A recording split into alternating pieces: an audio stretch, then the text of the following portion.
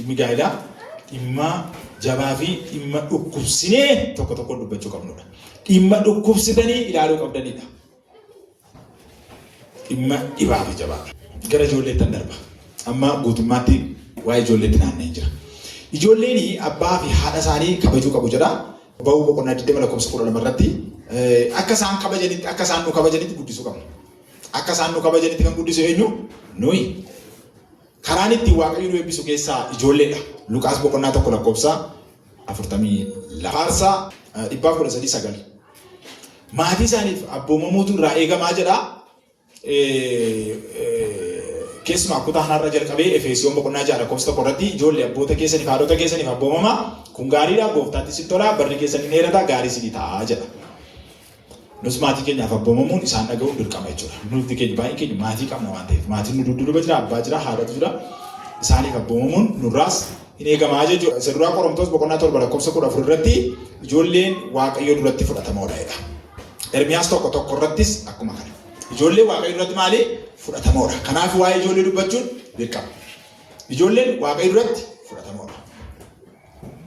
Maatiyos boqonnaa 19 lakkoofsa 13 irratti hamma 15tti kana dubbata. Maatiyos 19:13. Ijoolleen Waaqayyoo duratti fudhatamoodha. Kanaaf Waaqayyoo kan lakkaa'u lubbuudha waan ta'eef itti gaafatamummaa fi responsibilitii jalaa ba'uu hin dandeenye jala jirra jechuudha warri ijoollee godhannee jiru. Warri ijoollee godhachuuf haadhaaf adeemtan hundumtuus har'aa kaaftanii itti gaafatamummaa guddaa Waaqayyootu isinitti kennee jira. Sababiin isaa Waaqayyo ijoollee beeka. Waaqayyo ijoollee fakkaattii isaatti isaan uume.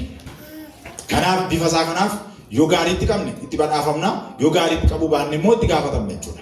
Macaafa qulqulluu keessatti iyyuu warqeedhaan nagadanii bu'aa buufachuun iyyuu gatii qaba erga ta'e nama isa bifa Waaqayyootti dhalate, mucaa bifa Waaqayyootti dhalate tokko immoo caalaatti itti gaafatamummaa jala jirra jechuudha argitanii. Ijoollee Waaqayyoo duratti fudhatamoodha. Inni jedhu kuni wanta tokko nama nu hinnachiisu waan baay'ee qaba. Tokko ijoolleedhaaf iddoo qabaadhaa isa jedhudha. Lammaffaan immoo kan ijoollee miidhan jiru. Fakkeenyaaf barumsa abboommii keessatti abboommii hineejjii jedhu jira. Abboommii hineejjii jedhu waa'ee maaliiti? Waa'ee qulqullummaatti jiraachuuti. Hineejjiin jedhama caafame. Boqonnaa abboommii Ja'afaa irratti. Abboommii Ja'afaan maal hin ta'ini?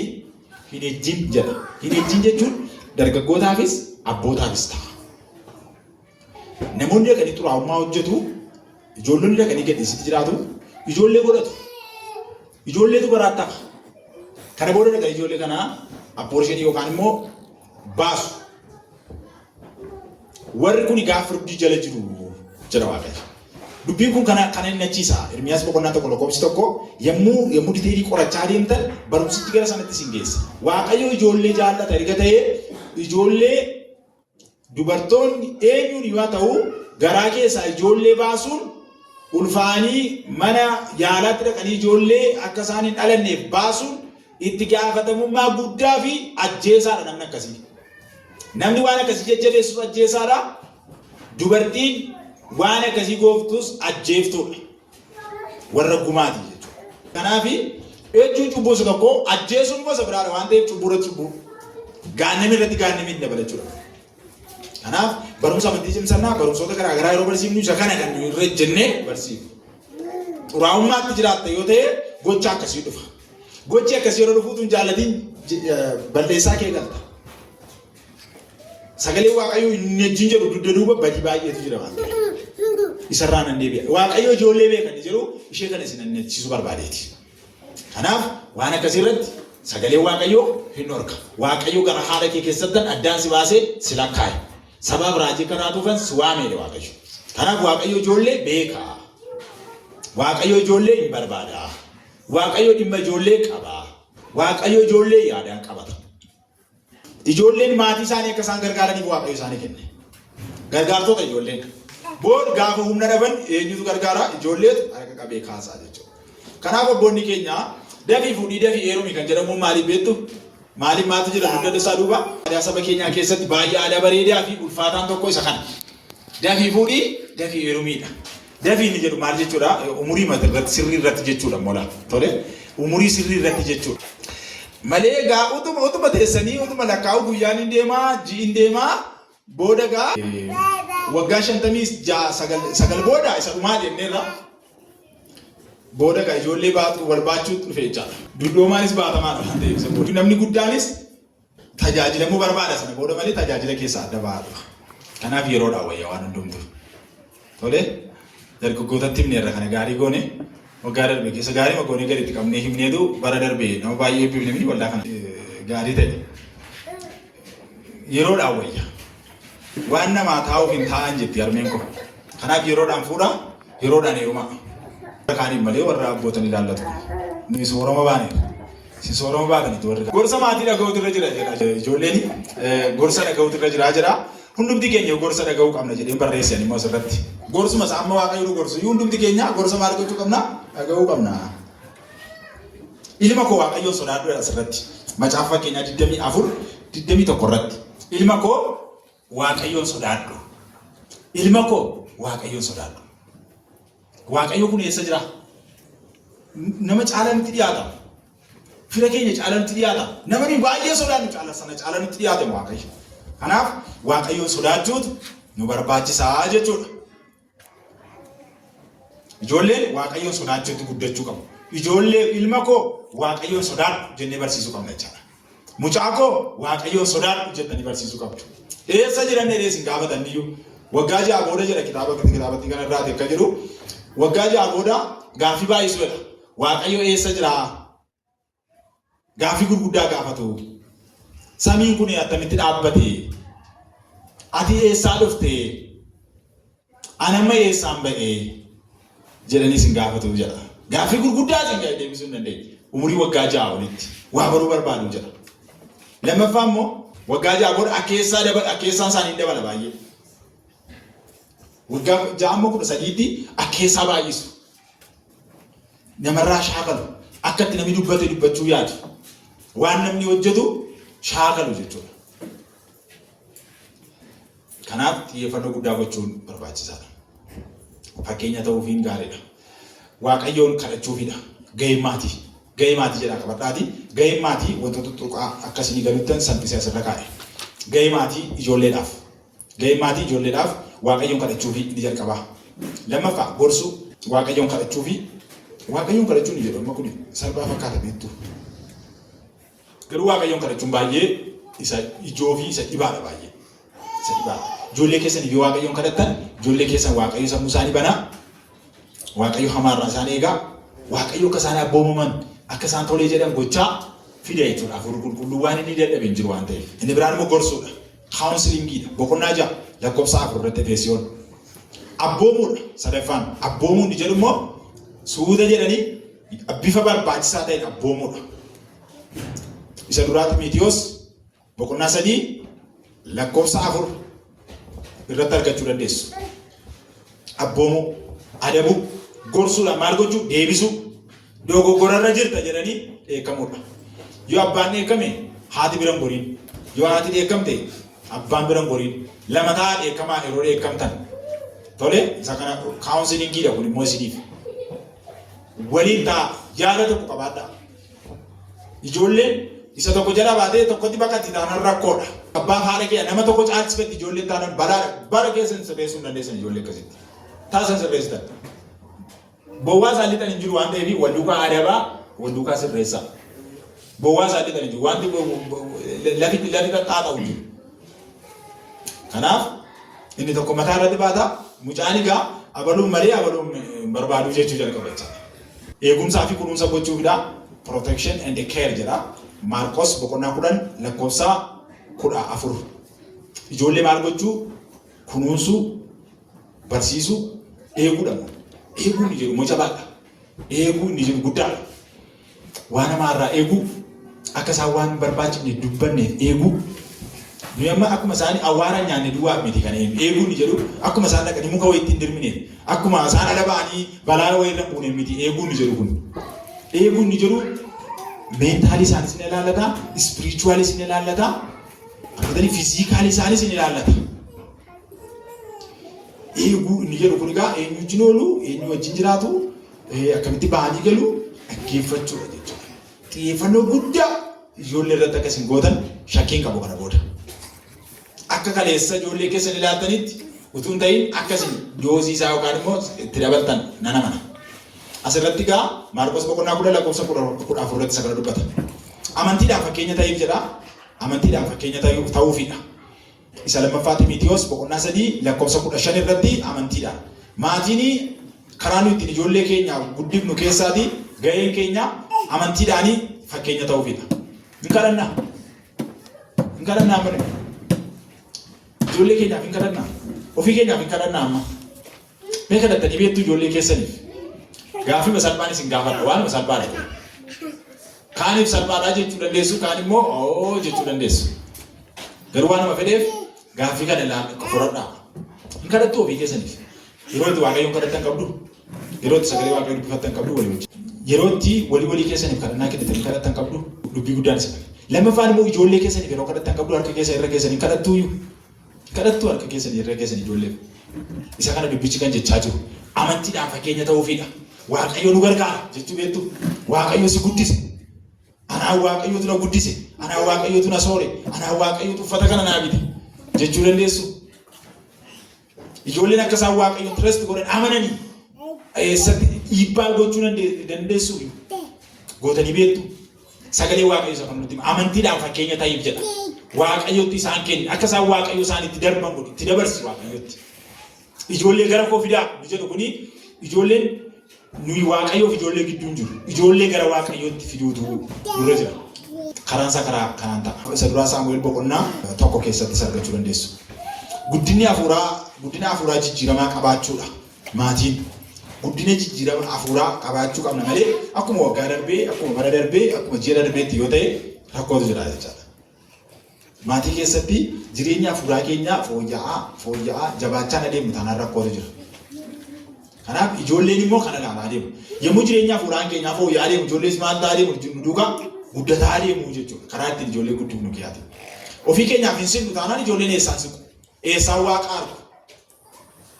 Kadhanneen argisiifnu taanaan eessaan jireenya amantii isaanii guddata. Kanaaf jireenya hafuuraa keenyaa guddataa jijjiiramaa dhufuu qabna. Isa kana. Eessatti argatu kanaa Efeesiyoon boqonnaa 6 lakkoofsa 4 iddoo ammaa irratti. Akka ta'utti guddisuudha. Inni biraan akka ta'utti inni jedhu karaa qajeelaa irratti. Isa duraa Timoteos boqonnaa 5 lakkoofsa 10. Akka ta'utti akka hin taane jira jechuudha. Akka itti guddachuun malu, akka inni itti jiraachuun malu mucaa abboomii. Gadhiisitti akka hin guddifamneef eeguudha inni jedhu immoo jalqaba gara duraa irratti dubbannee turre Tiitoo boqonnaa 1 lakkoofsa 6. Barsiisuu inni jedhu immoo isa duraa Yohaannis boqonnaa 3 lakkoofsa 7 irra jira. Uumama boqonnaa 18 lakkoofsa 19 iddoo sana irratti isin argattu. Barsiisuu inni jedhu karaa sirrii irratti eeguu inni jedhu gadhiisitti akka isaan hin guddanneef adabuu inni jedhu wantoonni kun baay'ee walitti hidhatee jira. Maatiin amanamummaadhaan fuula waaqayyoo dura jiraachuu qabu. Seera lakkoofsaa boqonnaa 14 lakkoofsa 33. Amanamummaa ijoolleen isaanii yommuu maatiin waaqayyoof jiraatan ijoolleen isaanii lafa onaa keessatti dhumanii addanarra. Isin immoo yommuu anaaf abboomamuu diddan yommuu anaaf amanamuu diddan ijoollee keessan lafa onaa keessatti dhumu jedhu. Kanaaf maatiin waaqayyoof abboomamuun ijoollee maal gochuu danda'a jechuudha. Karaa gaarii irratti isaan guddisuu danda'a. Gahee keenya waaqayyoo duratti fuula waaqayyoo duratti amanamoo ta'uu isaaniinis amanamummaa isaan barsiisuu dura jira. Eebba waaqayyoo keessaa inni guddaan ijoolleedha jenne minisire. Kun Ermiyaas boqonnaa 32 lakkoofsa 39 irra jira. Maatiin ijoollee isaaniitii fi barbaachisoodha. Ijoolleen akkasuma maatiif barbaachisoodha. Ermiyaas boqonnaa 32 lakkoofsa 39. Maal jedhaa? Ijoolleetu gargar baheedha. Yaada abbootaaf yaada ijoolleetu gargar jiraadha kutichi. Yohaannis cuuphaadhaanis waaqayyo maal jedhee ati kan seerguu fi yaada ijoollee fi yaada abbootaa maal gootaa tokko kanaa gootuuf walitti kanaa fidduuf jedha. Tokko yeroo tokko tuun leenjii guyyaa 3 utuu leenjii kennu waa'ee ijoollee irratti utuu leenjii kennu maal jedhaa? Ijoollee amma jenereeshinii ammaa fi jenereeshinii duraa yeroo wal bira fiddu jedhee. Jenereeshinii ni jiru waggaa tokkotti ta'uu danda'a. Immediately yeroo gabaabaatti ta'uu danda'a. Jenereeshinii ni jedhu. Akka jenereeshinii kun walitti dhufu hafuurri keenya akka walitti dhufu. Ermiyaas keessatti Ermiyaas 32 irratti yaada ijoollee fi yaada abbootaatu gargar bahee jedha. Kanaaf amma yeroo ammaa kana iyyuu mee iddoo garaa garaatti ilaalama. Gargar bahutu jira. Jireenyuma tajaajilaa keessattuu ilaalaa. Namni isa duraa wayya isiniin jedha. Tajaajilli duraa fi isiniin jedha. Faarfannaan duraa fi isiniin jedha. Geggeessuun duraa fi jedha. Maal jechuu akkani ta'e ani yeroo baay'ee na dhiba. Utuu riseerchii irratti hojjetan iyyuu gaariidha. Waan kana garuu yeroo sagalee Waaqayyoo fi haala kee jirru wajjin yeroo ilaallu akkasii dhugaadha jettan wantoonni tokko lama jiru. Garuu immoo waan tokko lamaaf jedhamee guutummaan maqaa bada. Guutummaan xuraa. Akka akkas hin taaneef akka boru namni nu abaarreef ijoollee keenya irratti hojjechuun dirqama keenya. Waldaa keenya irratti hojjechuun gahee keenya. Namni argate jira kutaa sana.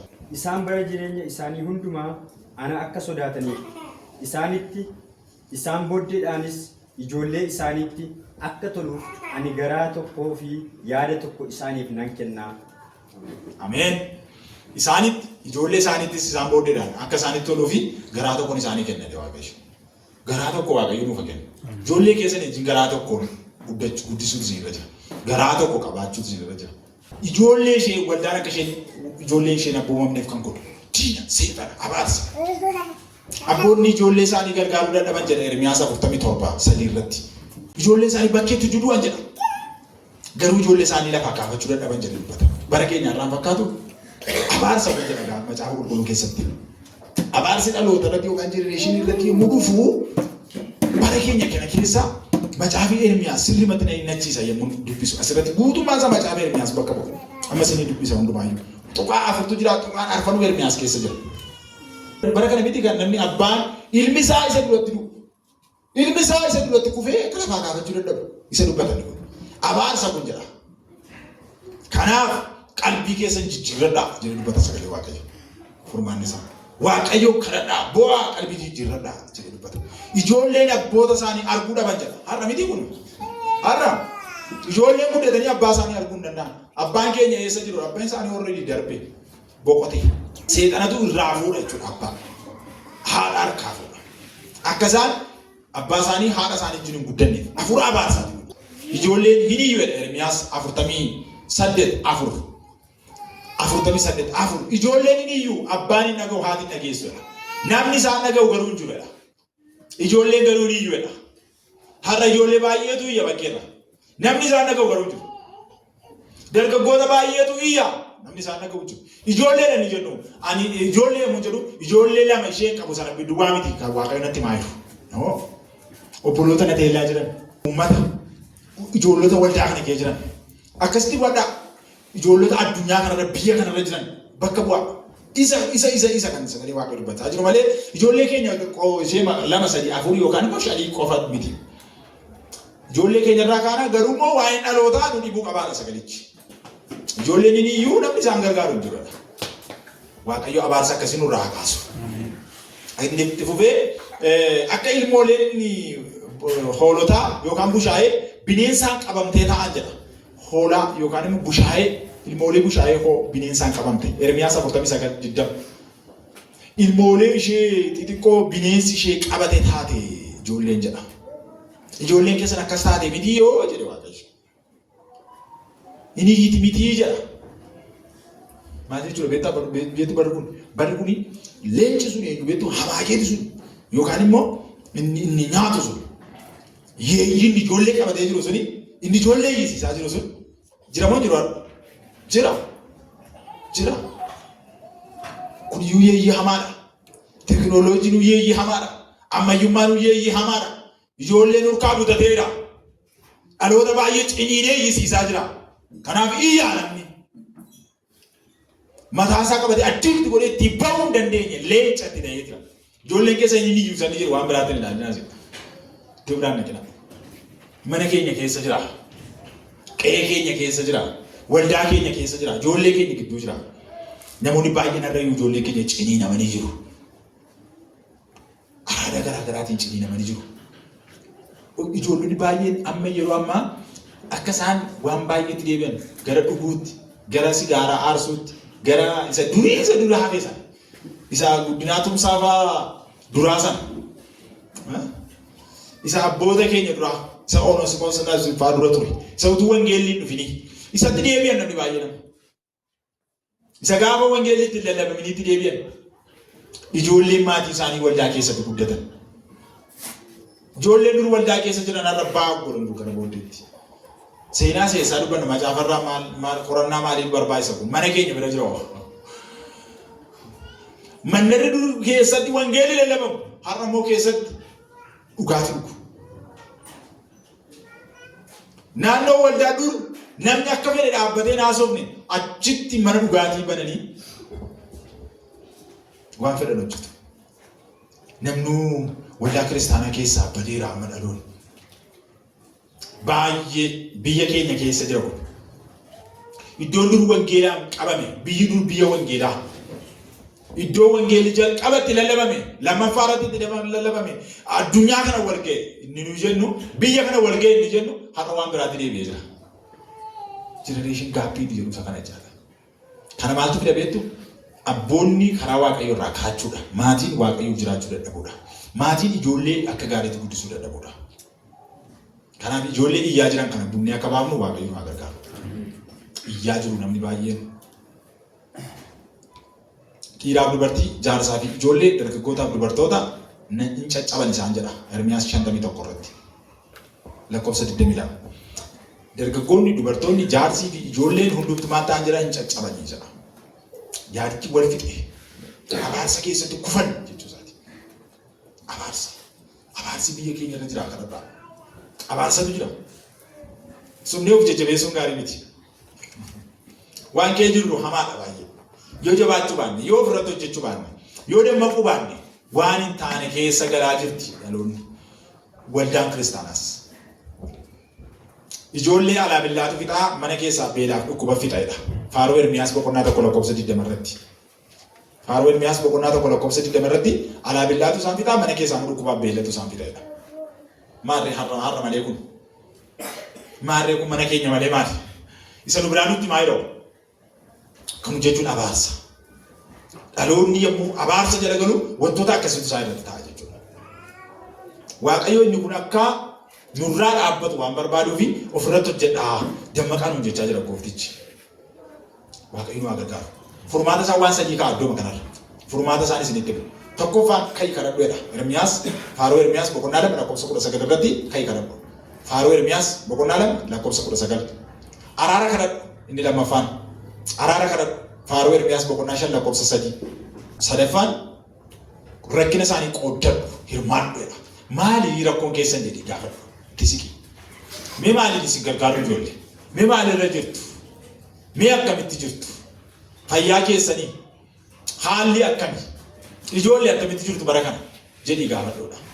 Rakkina isaanii hirmaadhu. Bakka isaan dadhabanitti gargaari. Sagalee Waaqayyoo. Hisqeel boqonnaa 3 lakkoofsa 10.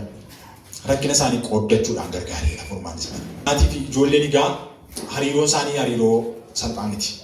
Ijoollee guutuu kan taatan maatii keessan wajjin jedhee barsiisan matu ijoolleen adda jiraatan. Maatii keessan wajjin guutuu taatu. Isiniin immoo akkasin jedha. Maatiin adda jirtan ijoollee keessan wajjin guutuu taatu. Muka gaariin firii gaarii godhata. Firii gaariin immoo nyaataaf ta'a. Abbaa fi haati jaalala waliif qabaachuu, dargaggoonni ijoollee fakkeenya ta'u, waldaan sagalee Waaqayyoo barsiisuu, ijoolleen barachuuf fedhii qabaachuutu irra jira. Waan afur. Imaanaan Waaqayyoo nutti laate inni guddaan mucooliidha. Namni fakkaattii Waaqayyooti waan ta'eef. Guddina isaanii ilaalchisee ijoolleen qaamaanii physical developmentis bifaan guddachuudha. Lammaffaan immoo hafuuraan guddachuudha. Spiritual development. Inni biraan guddina sammuutii meentaaliidha. Inni dhumarra jiru spiritualidha. Warroonni kuni baay'ee warroota kana hundumaa giddu galeessa godhachuu qabnaadha yommuu hin guddifna yommuu jennu hundi kun hundumtuu hariiroon isaa wal fakkaatee adeemuu qaba. Amma guddina qaamaatii fi waanuma sadii akka inni dubbisedhaan egaa achirratti warroonni biraan yoo dubbatan gaariidha. Ani garuu isa macaafarraatti kan barsiisaa jiru. Garuu waan sadii bu'uuradha. Tokkoffaan nyaata gahaa, lammaffaan ispoortii, inni biraan immoo hirriba gaarii rafnaan hin gahaa jedha. Ijoolleen sadaffaa irratti kan jiru firiideemiidha. Nyaata gahaa laattee fi ispoortii immoo yeroo yerootti hojjetu taanaan, hirriba gaarii rafu taanaan, firiideemii immoo qabu taanaan waan isaanii guddanneef hin jiru. Foonii kun. Abbee mucaan keessi hin qixxaate waggaa tokko lama booda. Mucaan keessi hin qixxaate yaa jedhu. Nuun qixxaatee waa osoo hin ta'in akka inni itti guddatetu murteessaadha jechuudha maqaan. Kanaaf jireenya hafuuraa isaa eessa jiraasa jedhu ilaaluu qabna kan spiritually ni jedhamu. Inni biraan immoo mentally ni jedhamu sammuu ilaalcha nagaa qabaachuu qaba mucaan yookaan mucaan sammuu nagaa qabaachuu qabdi. Waan gaafatan gaariitti deebisuu. Hubannaa waan itti man gaariitti hubachuu danda'u. Sammuu positive ta'a akka ijoollee qabaataniif nuti irratti hojjetaa jechuudha. Kanaan ala waan abbaa faatti itti man biraatti hiitti taanaan sirrii miti. Kanaaf guddina sammuu isaaniifis guddina foon isaaniifis firiideemii hafuura isaaniifis eenyu barbaachisaan beektu wangeelli gaadha. This is enough. Isa nama barachaa jirru. Itti gaafatamummaadhaan geggeessuudhaan itti gaafatamummaa qabaadhaa. Dhimmi isaanii yeroo hundumaa nu haa ilaallatu isaan irratti fookus gochuu danda'u qabdu. Akki isaanii waan isaan barbaadan keessaatii way of learning kan jedhu jira. Karaa isaan ittiin baratan keessaa observationii ta'uu danda'a, ilaaluudhaan ta'uu danda'a, daawwachuudhaan ta'uu danda'a, shaakala keessa baruu danda'u. Karaa isaan ittiin baratan keessaa namarraa gaafachuun ta'uu danda'a. Miidiyaarraa moobaayilii harka keenya irra jiru irraa fuudhaniituma qaqqabanii gara beekumsaatti karaa isaan ittiin baratan ta'uu danda'a. Waldaa kiristaanaa dhufanii gumii keessa ta'anii barachuu danda'u. Kophaatti adda bahuudhaan umurii isaaniitiin barsiifamuu danda'u. Inni nuyi har'a baay'ee gara dhumaa kan irratti kaa'ee jiru ijoollee umurii isaaniitiin barsiisuu inni jedhu kitaabni kun gaarii goote nutti miti. Ijoollee umurii isaaniitiin akka umurii isaaniitti qabuu danda'u qabdu isa jedhudha. Kanaaf ijoollee keenya dursinee isaaniin gara wangeelaatti guddisuun dirqama keenya jechuudha. Ijoolleen eebba waan ta'eef eebba keessan eeggachuutu isinirra jira. Ijoolleen kennaadha waan ta'eef eeggachuu qabdu. Seera uumamaa boqonnaa 33 lakkoofsa 5 ijoolleen kennaadha waan ta'eef eeggachuutu isinirra jira. Waaqayyooti ittiin galateeffama waan ta'eef sirriitti guddifattanii Waaqayyo akka ittiin ulfaatu gochuutu isinirra jira. Macaafa faarfannaa 8:2 irratti afaan mucooliitiin ulfina argattedha. Sanyiitu itti fufa waan ta'eef seera uumamaa boqonnaa 10 lakkoofsa 1 eebbifamuudha waan ta'eef seera uumamaa boqonnaa 20 lakkoofsa 17 ijoolleen yeroo hundumaa maatiidhaaf hangafa jedha sagalee Waaqayyo hangafaa seera uumamaa boqonnaa 30 irratti ijoolleen hangafa ta'uu isaanii kennaa Waaqayyo kenne keessa. Bor maatii isaanii kan dhaalan kan isin dadhabdaniif kan isin buutanii baataniif ijoollee keessaniif waan ta'eef ijoollee keessan sagalee Waaqayyootti guddisaa. Ijoolleen hambaadha jedha sagalee Waaqayyo Roomaa boqonnaa 9 lakkoofsa 29 irratti ati hambaa nu hambifteedha ijoolleen hambaadha. Hambaadha waldaa keetti. Kanaaf bor isaantu wangeela nurkaa fuudha, bor isaantu faarfata, bor isaantu wangeela lallaba. Ijoolleen hambaadha. Ijoolleen fuula Waaqayyootti lakkoofsa keessa jiru jedhee barreesse. Ijoolleen gosa lamatu jira. Tokko ijoollee Waaqayyooti, lammaffaan immoo ijoollee seexanaati. Ijoollee Waaqayyoo inni jedhu ijoollee ifaa. Boqonnaa 5 lakkoofsa 8 Efeesiyoon ijoollee ifaa. Lammaffaan ijoollee jaallatamoo. Isa duraa Qorontos boqonnaa 4 lakkoofsa 14. Ijoollee jaallatamoo. Ijoollee abboomamoo. Ijoollee dhugaa duukaa bu'an. Ijoollee saaraa. Ijoollee abdii Waaqayyoo. Ijoollee biyya ijaaran. Ijoollee qajeelotaa. Ijoollee nagaa buusan. Ijoollee fakkeenya ta'uudhaan Waaqayyoof jiraatan. Ijoollee waan ittiin komataman hin qabne. Hundumtuu kutaa macaafa qulqulluu dura isaanii qaba. Hunduma isaan bakka tokkotti jetti. Ijoollee ifaa. Ijoollee jaallatamoo. Ijoollee abboomamoo. Ijoollee Kiristoos duukaa bu'an. Ijoollee saaraa jechuun ijoollee abdiidhaan dhalatan jechuudha. Ijoollee abdii Waaqayyoo. Ijoollee biyya ijaaran jedha. Isaayyaas 49:17 irratti ijoollee biyya ijaaran jedha. Ijoollee nagaa buusan jedha. Maatiyoos boqonnaa 5 lakkoofsa 9 irratti immoo ijoollee nagaa buusan jedha. Waaqayyo akka nagaa buufnuuf nu gargaara. Ijoolleen keenya akka isaan nagaa buusan barsiisuun nurra jira. Ijoollee nagaa buusan. Ijoollee mana keessatti nagaa buusan. Ijoollee waldaatti nagaa buusan. Ijoollee hawaasa keessatti nagaa qabeeyyii. Warra afaan isaanii mudaa hin qabne. Dubbannaan isaanii jechuun isaanii mudaa hin qabne. Ijoollee abboomamoodha jedha. Isa duraa Phexros boqonnaa 1 lakkoofsa 14 irratti. Ijoollee Kiristoos duukaa bu'an, Kiristoosin lallaban, Kiristoosin fakkaatan. Isa kana nutti hima. Ijoollee fakkeenya ta'an jedha Efeesiyoon boqonnaa 5 lakkoofsa 1 irratti. Fakkeenya ta'aa jedha. Ijoollee fakkeenya. Kun hundumtuu nurraa ka'a ijoollee keenyatti darba. Waaqayyo kakuu haaraa kana keessa bara kana keessa kanaaf akka nu dammadhu nu waamaa jira. Waan ittiin komataman kan hin qabne jechuun Filiippiisiyoos boqonnaa 2 lakkoofsa 15 irratti ijoollee waan ittiin komataman hin qabne jedha sagalee Waaqayyo. Ijoollee waan ittiin komataman hin qabne. Ijoollee abboomamanii jiraatan maatii isaaniif tole, abbaaf tole, haadhaaf tole akka isaan akkas jedhanitti guddisuu danda'uu qabdudha. Eegga bahee deebisuu hin dandeessan. Jibootumayyuu ganama leenjisuu biyyaa. Akkasumas qonnaan bulaan ganama leenjisa dabee utuu dinnichisuun harkaan bahi. Horii ganama baddee galgala hin barbaadanii isa kanaaf ta'a fakkeenya akkasii. Horiin ganama baddee fagaatte miilli ishee faana iyyuu hin argitan. Horii ganama baddee galgala hin argitan inni jedhu barbaadee inni jedhu achirra namni faana dhooftanii bira gahuu hin dandeessanidha. Horii baay'eetu yaa'aa ture jira. Namatu yaa'aa ture waan ta'eef hin argitan. Fagaatte. Kanaaf sagalee Waaqayyootiin har'a yerichi amma yerichi amma amantoota yeroon isaa amma warri amma warrooti amma 11 an dubbise ijoollee Waaqayyoo jedhamu. Ijoollee seexanaa kan jedhaman hin jiru. Isa duraa Yohaannis boqonnaa 3 lakkoofsa 10 irratti ijoolleen seexanaa jiru amalli isaanii barreeffame. Ijoolleen seexanaa kuni ijoollee seera Waaqayyoo didanidha. Ijoolleen keessan seera koo didan miti yoo jedhe Waaqayyo. Macaafa faarfannaa 89 lakkoofsa 30 irratti ijoolleen kee seera koo didanii seera koo diigan jedhe Waaqayyo. Ijoollee seera Waaqayyoo diigan. Lammaffaa ijoollee Waaqayyoon dhiisan. Isaayyaas 31 na dhiisa warri sirraa dhalatan jedhe komate Waaqayyo. Ijoolleen keessan na dhiisan jedhe. Ijoollee baay'eetu Waaqayyoon dhiisee jira. Saba baay'eetu Waaqayyoon dhiisee jira. Warra dur faarfatan dhiisaniiru. Warra dur mana Waaqayyoo keessaa hojjetan dhiisaniiru. Ijoolleen keessan na dhiisan jedhe Waaqayyo. Har'a nama meeqatu macaafa qulqulluu dubbifata? Nama meeqatu macaafa qulqulluu dubbisee rafa? Kan iji diddiimate namni baay'een eenyutu ija diddiimatedha macaafa qulqulluu miti? Nama daadhii wayii dhugee miti yoo isin maaliif iji keessa diddiimateedha sagalee Waaqayyoo. Namni wayyoo namni daadhii wayii dhugeedha. Namni iji diddiimatu nama machaa'ee nama daadhii wayii dhugeedha. Nummaa utuu dhugeen ijoolleen keenya iji diddiimate jechaadha. Mucaan koo ganama ka'ee mana barumsaan na godhanii namni tokko finfinneetti nutti dubbatanii.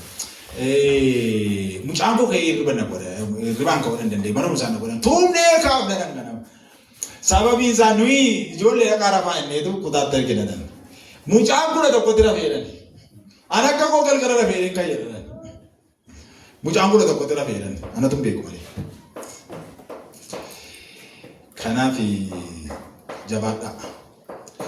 Ijoollee Waaqayyoon dhiisanii hin badu. Baraaramu hin guddatan. Xobbeetti cituun waldhaalummaatti du'uun abaarsa. Dhaloonni Waaqayyoo hin jiraanne immoo ittiin fufu. Kana sirriitti itti mudha. Inni damedii hin jiraatu. Dargaggoota warra ga'anitti akkasitti kan itti himu. Waaqayyoo diddee jiraachuu hin dandeessu. Waaqayyoo dhaloota lafa mancaasu hin ilaalu Waaqayyoo jennee. Ermiyaas boqonnaa 5 lakkoofsa 7. Ijoolleen aana si jiraasu ijoolleen seexana dhaatoo si jiraasa. Barsiisa sobaa Efesoon boqonnaa 4 irratti argachuu dandeessu lakkoofsa 14 irratti. Dhaatoo si jiraasa. Ijoollee dhaana si jiraasu ni jedhu kuni nama laalaa namni dargaggoota baay'ee. Sagalee Waaqayyoo dhaggeeffachuudhaan waan biraadha kan isaan barbaadan. Iddoo tokko taa'anii sagalee Waaqayyoo dhaggeeffatan. Waldaa tokko keessa galiin taa'ani. Hin beeku walii maraatu. Hin baratan sagalee Waaqayyoo taa'ani. Waldaa hundumaa irra deemu. Iddoo hundumaa dhaquun gaariidha. Anis kana mormaa kanaa miti jedha. Garuu iddoo sagalee Waaqayyoo taa'anii baratan hin qaban. Kanaaf baay'een isaanii afaan bineensaa jiru. Waldaa isa kanas miti iddoo baay'eetti nu rakkoo kanaan qabu. Waldaa isa gamaas miti isa siis miti iddoo isaan jiran namni hin beeku. Garuu tajaajilaatti isaan beeka. Namni garuu afaan bineensaa jiru isaan. Iddoo jaallatan oolu iddoo jaallatan hunda miti. Ijoollee seexanaa ijoollee dhaana si jiraasu barsiisaa abbaa argeetu isaan fudhatee deema. Barsiisa arganiin goyoonfamu. Haruma biyya keenya keessatti asuma nu biratti barsiisa garaagaraatiin dogoggorfamaa jiran baay'eedha. Nuyi sagalee Waaqayyoo si barsiifna ana waan biraa barsiisu. Amantoota keenya fudhatanii badu. Abaluun jiru nu jedhu. Amma maduukaa buunee barbaanna dhanne. Sadatte kootu deebiin maal taate yemmuu jennee gaafannu waan kana akkama jedhee na dogoggorsan nuun jedha. Kun waan qabatamaa nu bira jirudha. Warra gaanuma badanii galuu didan. Barsiisa dogoggoraadhaan dhaatoo si jiraasa. Qalbii isaanii abbaa argeef banu, laphee isaanii abbaa argeef banu. Kanaafi waan barbaade itti guutan deemani. Asumaan dhaamsa isinii qabaa. Barsiisa hamaatu jira amma. Akka salphaatti namni nama dogoggorsu jira. Kanaaf seexanni ijoollota baay'ee bobbaafatee jira. Kanaaf abshaala ta'a. Abbaa argitanii wajjin waan argitan hin dhibbatina. Yoo amansiisuu dandeessan garuu amansiisaa. Seera uumamaa boqonnaa 25 lakkoofsa 22 irratti ijoollee wal dhidhiitan tokkotu jiru. Ijoolleen kun wal dhidhiitaniiti gara haadha isaanii keessatti balaa uumani, rakkoo uumani. Ijoollee wal dhidhiitan. Ijoollee walii galuu hin dandeenye. Waliin galan. Rakkoon akka ijoolleen keenya waliin galle nu godhu maali? Akka nu waliin galle godhu. Maaliin waldaan akka waliin galle, amantoonni akka waliin galle, ijoolleen dargaggoonni akka waliin galle, ijoolleen xixinnoorii mana kee qabu akka waliin galle maal kan godhu. Dugda isaa duuba ispiriitii jira sirriidha. Garuu qabaa keenya jabeessuutu nurra jira. Warra akkasii ijoollee seexanaa ta'e mallattootti godha sagalee Waaqayyoo. Mallattootti godha. Yoo waan akkasii jira ta'e ijoollee kun ijoollee seexanaa ta'e sagalee Waaqayyoo. Ijoollee nama arrabsan jedha. Ijoollee marrataa. Ijoollee marrataa jedha jedhee waame Yesuus Kiristoos immoo ijoollee akkasii. Ijoollee marrataa warra arrabisaan nama gidduu. Warra mana eegganne, warra kabaja namaa hin beekne, warra gorora liqimsanii hin dubbanne, warra waan gara bilchaannaatti hin dhufne. Ijoollee warri inni ijoollee jedhu kuni ijoollee xixinnoo qofa miti. Namoota gurguddaas ta'uu danda'u akka sagalee kanaatti. Ijoollee marrataa inni itti jedhee warra gurguddaadhas waan ta'eef. Yoo ijoolleen keenya akka ijoollee marrataatti guddisaa jirra ta'e of eeguun nurra jira. Amantoota dammaquu qabna. Maatiyoos boqonnaa 23 lakkoofsa 33 irratti ijoollee marrataa jedhee waame. Ijoollee marrataa. Waaqayyo bara akkasii, bara walidduu, bara wal balleessuu, bara hamaa warratti yaadu biyya kanarraas waldaa kanarraas hakaasu. Dhaloota kanarraas hakaasu Waaqayyo. Ijoollee lafa gabaa jedhee waame Yesuus Kiristoos. Ijoollee lafa gabaa beektu 11:16 irratti Maatiyoos. Ijoollee lafa gabaa jechuun waan hojjetan hin beekan. Waan godhan hin beekan. Abbaa sirbeejjiin sirbu, abbaa iyyeejjiin iyyuu ergaman qaban, karooran qaban jechuudha ijoollee lafa gabaa jechuudha. Ijoollee akkasuma yaada jechuudha. Nu garuu akkas miti. Nus akkas miti ijoollee keenyas akkas ta'uu hin qabatu. Ijoollee akkasii jira kabaraarra. Warra nama abaaraa oolan, miidiyaatti ba'anii nama abaaraa oolan, arraba isaanii kan hin eegganne, arraba isaanii luugamamiin kan jiru, aannan qabamiin kan jiru. Ijoolleedha. Ijoolleedha. Qaama nama gurguddaa kan ta'an ijoollee kan ta'an har'ayyuu jechuudha. Warra akkasii fi warra akkasiitti lafa tuqatanii maambisuudha. Araara kadhachuufidha. Bara akkasii keessa jirra. Ijoollee lafa gabaa. Waaqayyo nu haa gargaaru. Ijoollee akkamitti barsiifna? Ijoollee akka itti ijoollee barsiifnu abdiitti dubbachuudhaan, tuttuquu dhiisuudhaan, jaalalaan, waliin taphachuudhaan, waliin haasa'uudhaan, tuffachuu dhiisuun, wal caalchisuu dhiisuudhaan kun isinirraa eegama. Nama guddaa taate jedhaa irratti dubbadhaa. Jecha gaggaarii irratti dubbadhaa. Ati hojjetaa Waaqayyooti, ati mucaa Waaqayyooti, ati lallabaa wangeelaati jedhaa irratti dubbadhaa. Yesuus Kiristoos si jaallata, ati mootummaa Waaqayyooti galta jedhaa irratti dubbadhaa. Abdii irratti dubbachuu. Tuttuquu dhiisuu inni jedhu immoo qolaasaa boqonnaa 3 lakkoofsa 21 irra jira. Ijoollee keessatti tuttuqxanii naasinaadha. Efesoon boqonnaa 6 lakkoofsa 1 irrattis. Ijoollee keessa maaliin godhina? Hin tuttuqinaa lakkoofsa 4 irratti. Hin tuttuqinaa ijoollee tuttuquun gaarii miti. Kanaaf akka itti dubbattan akkamitti akka ijoollee wajjin kominikeet gootan ilaaluu qabdu jechuudha. Kanaaf jijjiiruu qabdu akka dubbii keessanii. Nama taatu ittiin jedhana nama taa'anii nama taata jedhaatti hima. Jaalala argisiisa. Positive relationship jedha afaan Ingiliffaadhaan. Positive. Tokkummaan keessan positive ta'uu qaba. Isa to'achuudhaaf hin ta'in tokkummaan keessan. Itti dhiyaachuun keessan isa to'achuu ishee qabuudhaaf to'annoo jala galchuudhaaf hin ta'in. Positive relation ta'e qaba. Waliin taphadhaa. Qabiisa gaarii. Qabiisa gaarii wajjin taphadhaa. Waliin haasaa communication wajjin qabaadhaa. Yaada wal jijjiiraa. Tuffachuu dhiisaa. Ijoollee immoo wal caalchisuu dhiisaa. Yeroo hundumaa mucaa keessan ishee tokko waan taanaan isheen tokko balaa buufti yeroo hundumaa. Nagaa miti bakka tokko dhabdaniitu lama yookaan sadii dhabdaniitu. Kanaaf wal qixa waamaa. Ati maa ijoollee koo keessaa jettanii tokko waamtanii naan warri kaan diina keessan ta'aniiru gaafasii kaasanii. Kanaaf wal caalchisuu dhiisaa. Hundumaa wal qixatti jaalladhaa. Ijoollee isin hundumti keessa wal qixa jedhaa. Yoo isaan ana caala moo eenyu caala dhufanii hundum keessa waliin caalan ijoollee dheeraatti ma'a. Ijoollee keenya dheeraatti ma'a. Yoo akkas gootan isin dhuguma namoota hafuuraatii abshaalottaniitu. Yoo akkas hin ta'in diina tokko mucaa biraa oomishtuu tokko immoo mucaa biraa oomishaa jirtu jechuudha. Tuffachuu dhiisaa wal caalchisuu dhiisaa. Amalli ijoollee keessanii garaagaraa sanyii mucaa kootii ishee kanaan jirtu hin jedhinaadha. Amala garaagaraa qabu seera uumamaa 25, 27 irratti amala garaagaraa qabu ijoolleen. Inni tokko dafee haadha, inni tokko immoo akkasii, inni tokko akkasii.